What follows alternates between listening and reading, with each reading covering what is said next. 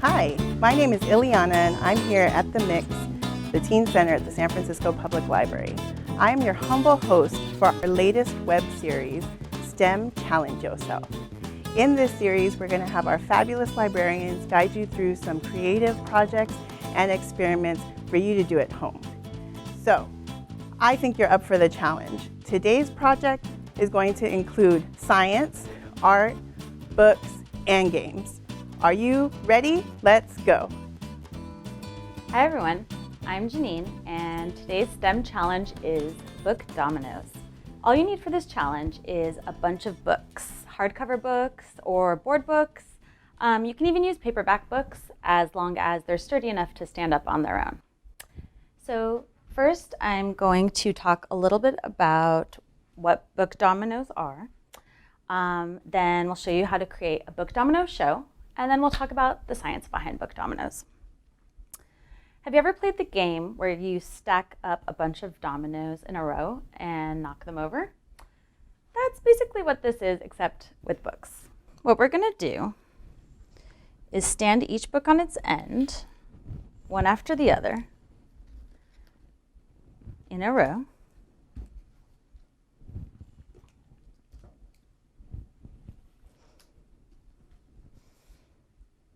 All going in a particular direction. Then, once we're done stacking up our books, creating whatever design we want, we'll tip over the first book, which will knock over the next book, and the next, and the next, like so. That's it. Now that was really simple, but we can also get way more creative and create a really exciting and fun book domino show. Before we do, let's talk strategy. It's important to get the just right distance between books when we're setting them up. Question for you. What do you think will happen if the books are set up pretty far apart?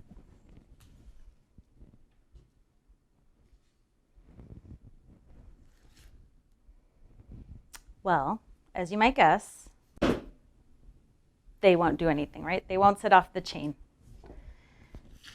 That's not what we want. What if they're really close together?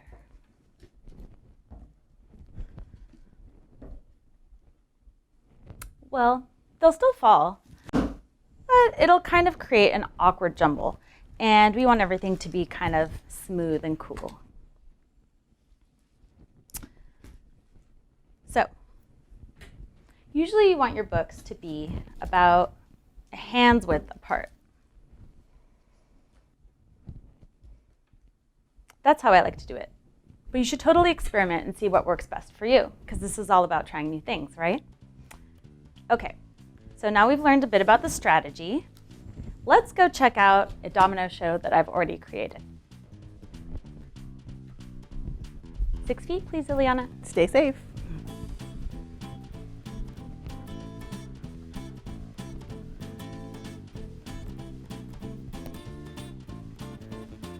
All right, so welcome to my book domino show. As you can see, I have set up a bunch of books to curve and move in different directions. So initially they're kind of going in a straight line, and then they curve around, they curve back, they come down the steps, and back into a straight line until the end. The heart is the end. So how do you think I place the books so that they'll form a curve?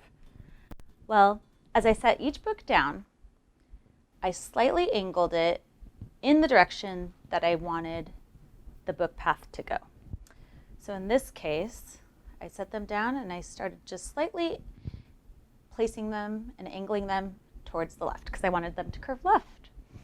Once they had created that curve, made it go straight for a while and then slightly curve back left again so that they could come down the steps and then go back in a straight line. Now, if you have steps in your house, or if you just have extra books or other stuff you want to experiment with, you can play with elevation or height to create a little bit more excitement in your domino show. So here we just stacked up a few books to help the chain go down the stairs. And you're going to want to experiment and see what number of books is just right for your domino show to make it all flow smoothly. So should we activate the show? Let's try it.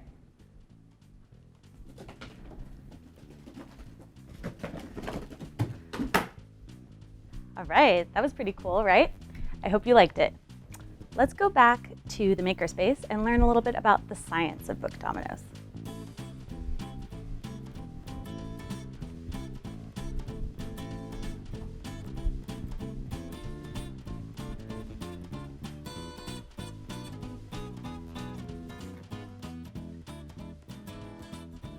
Okay, so let's talk a little bit about science. This experiment relies on a couple of concepts in physics called gravity and energy. Gravity is the force of the Earth that pulls everything down towards it. That's why I'm standing on the ground right now and not floating in the air. That's why this book is standing on the table and not floating in the air.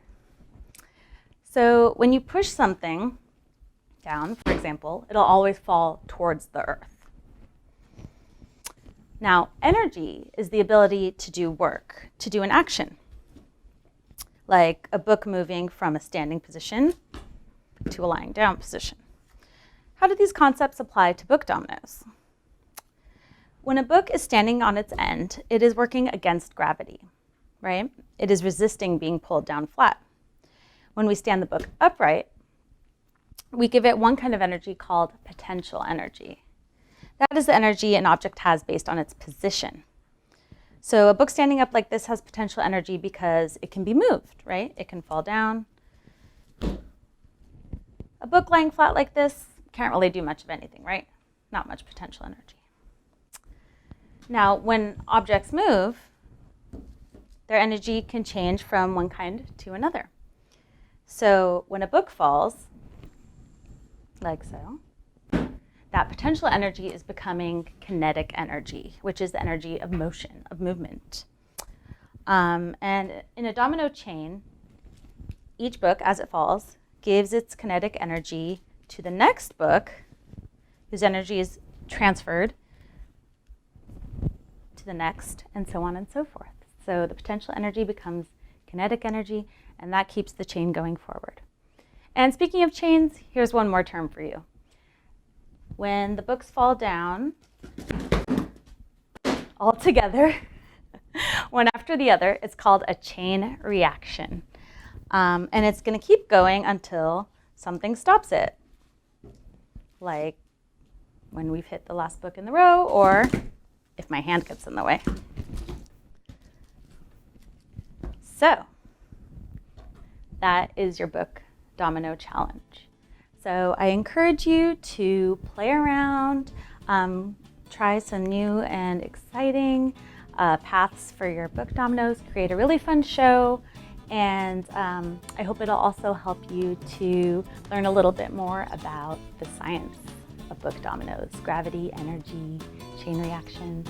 And of course, because we are the library, we encourage you to read your books when you're done. That's all for today.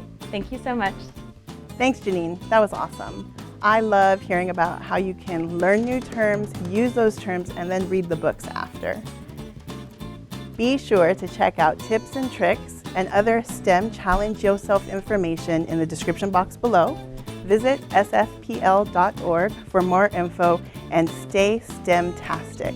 See you guys next time.